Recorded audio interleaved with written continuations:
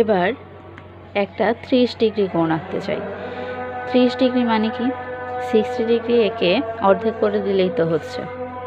তাহলে আমরা প্রথম যে 60 ডিগ্রি কোণটা আঁকলাম সেরকম করে একটা কোণ আঁকি। যে কোনো ব্যাসার্ধ নিয়ে একটা বৃত্তচাপ আঁকি। বৃত্তচাপ প্রথম রশ্মিকে যেখানে ছেদ করে ওখান থেকে আরেকটা আঁকি। তাহলে দেখো এই বৃত্তচাপ এর ছেদবিন্দু আর এটা যোগ করলেই কি 60 ডিগ্রি হয়ে যাচ্ছে। তাহলে 60 ডিগ্রি তো আমি আঁকবো না, আমি আঁকবো 30 ডিগ্রি, মানে এটাকে অর্ধেক করে দেব।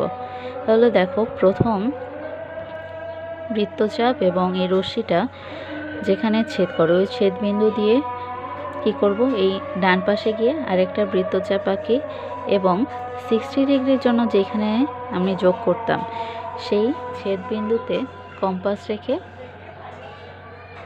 আরেকটা বৃত্তচাপ আঁকি।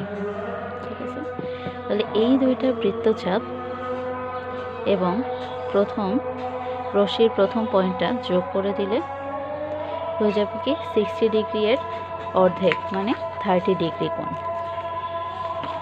তাহলে দেখো এঁকে ফেললাম 30 ডিগ্রি কোণ।